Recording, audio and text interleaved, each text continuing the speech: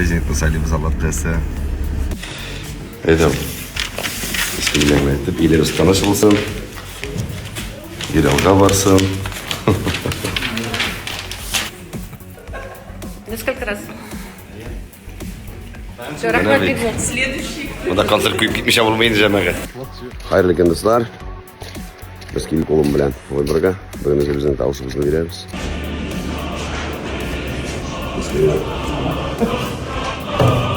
С 18 лет я уже осознанно хожу сам на выборы и голосую.